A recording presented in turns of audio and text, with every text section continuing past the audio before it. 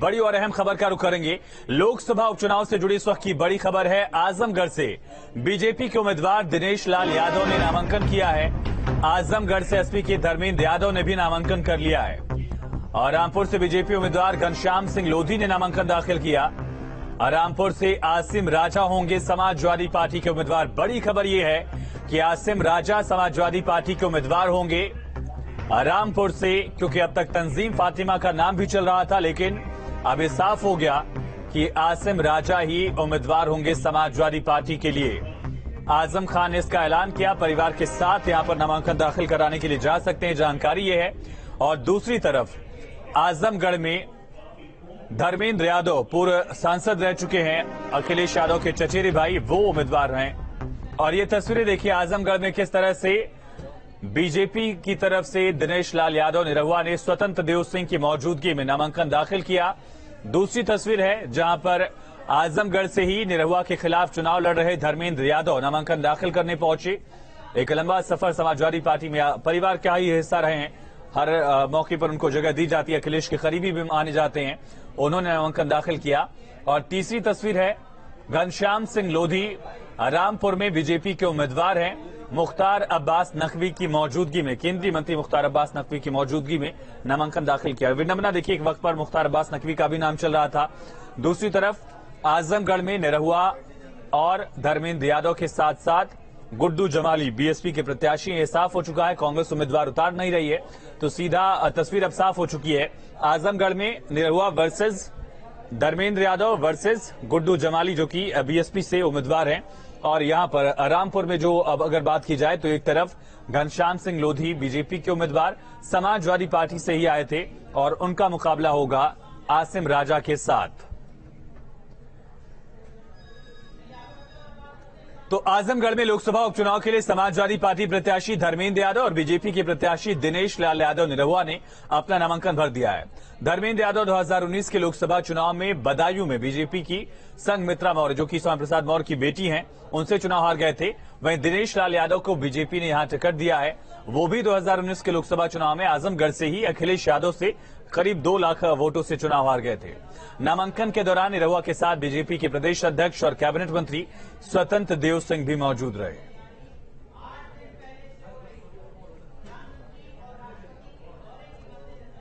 तो तस्वीर साफ हो गई है। बीजेपी ने निरहुआ को मौका दिया है, पिछली बार अखिलेश यादव से हार गए थे। सीधा रुक करेंगे, संवाददाता अविनाश सिंह हमारे साथ लाइव कनेक्ट हो गए हैं। अविनाश, उपचुनाव की तस्वीर साफ हो गई है, चाहे आजमगढ़ की बात की जाए या रामपुर की, दोनों जगह लड़ाई कितनी खड़ी है और रणनीति क्या दिख रही है, खास करके समाजवादी पार्टी की ऐन वक्त में अपने प्रत्याशियों को बदला गया, इस तरह से देखा जा रहा है। बिल्कुल सही कहा आपने आयुष। देखिए, थोड़ी देर पहले ही आजम खान ने ऐलान किया कि आसिम राजा होंगे वहां से प्रत्याशी, ना कि उनकी पत्नी। हालांकि पहले इस बात की पूरी उम्मीद थी कि समाजवादी पार्टी की प्रत्याशी आजम खान की पत्नी हो सकती हैं और वैसे ही कुछ अटकलें आजमगढ़ सीट को लेकर लगाई जा रही थी। लेकिन अब चूंकि दोनों ही सीटों पर प्रत्याशी कौन कौन से होंगे, ये तस्वीर बिल्कुल साफ हो गई है। देखिए, आजमगढ़ और रामपुर दोनों ही जो लोकसभा सीटें हैं वो सबसे हॉट सीट मानी जाती है, काफी महत्वपूर्ण सीट मानी जाती है। और देखा जाए तो आजमगढ़ सीट से चूंकि इस्तीफा दिया है अखिलेश यादव ने, और अगर हम प्रत्याशियों की बात करें और मुकाबले की बात करें तो आजमगढ़ सीट पर जो मुकाबला इस वक्त देखा जा रहा है वो त्रिकोणीय मुकाबला है। गुड्डू जमाली जो कि बसपा के नेता हैं, निरहुआ दिनेश लाल यादव और साथ में धर्मेंद्र यादव। देखिए, आजमगढ़ की अगर बात करें तो चूंकि पिछले चुनाव में वहां पर दिनेश लाल यादव निरहुआ की करारी हार हुई थी। हालांकि तब सामने अखिलेश यादव थे और चूंकि उस वक्त बसपा और सपा का गठबंधन भी था और तब माना गया था कि कहीं ना कहीं जो यादव और जो मुस्लिम वोट बैंक है उसके साथ एक बड़ा जो धड़ा था वो दलित वोट बैंक का गया था। लेकिन इस बार का जो समीकरण है वो पूरी तरीके से अलग है।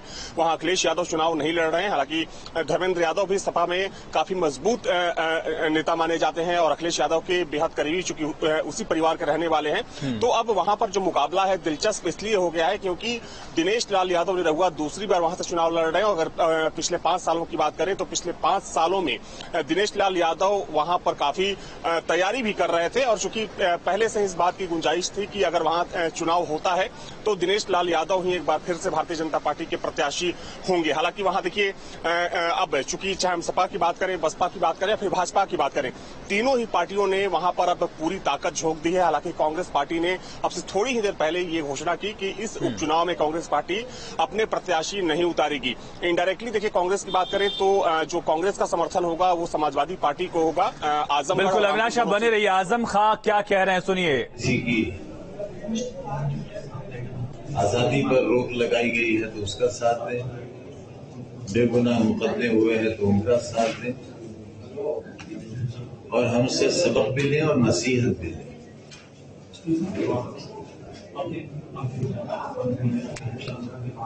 फैसला जो आपने लिया है कार्यकर्ता के तौर पे, जो नगर अध्यक्ष है उनको लिया है, बाकी डॉक्टर तंजीम फातिमा जो आपकी पत्नी है उनका नाम चर्चा में था, तो ये फैसला किस वजह से लिया गया है?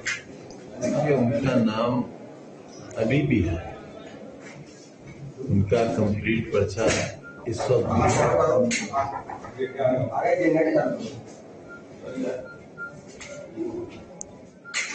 ये फैसला इस बिना पर लिया गया है हम ये भी देखना चाहते हैं कि हमारी आवाज में कितना,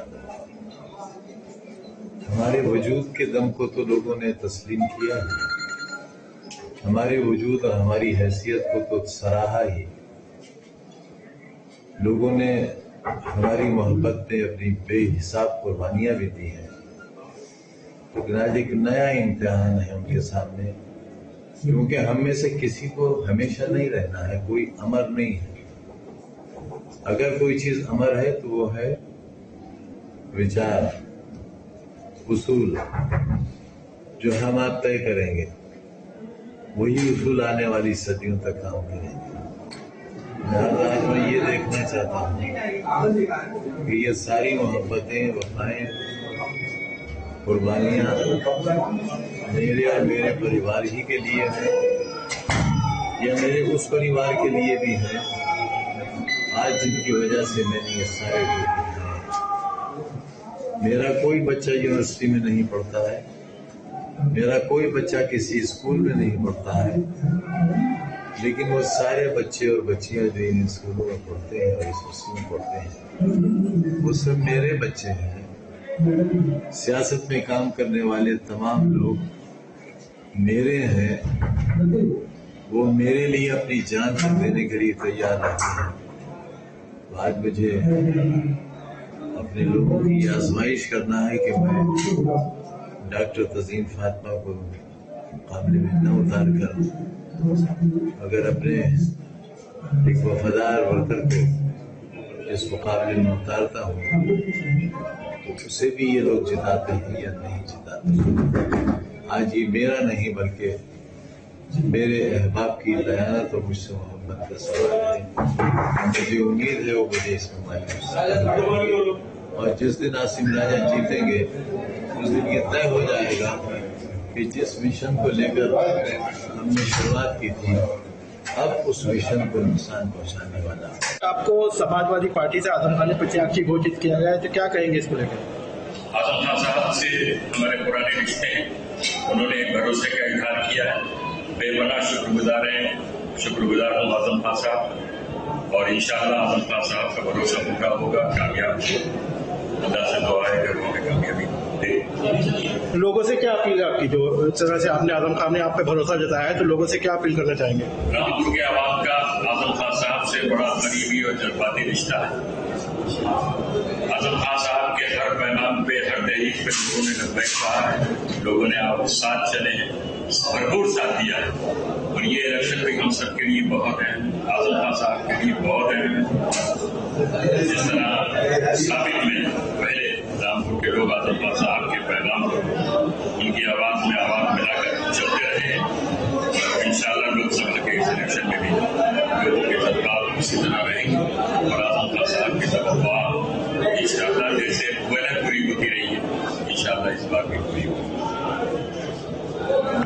सुना अपने आसिम राजा को और आजम खान को भी। सीधा रुख करेंगे संवाददाता अविनाश सिंह, लगातार लाइव कनेक्ट है। अविनाश, एक तरफ आजम खान ने सिंपैथी कार्ड खिला कि बेगुनाहों को फंसाया जाए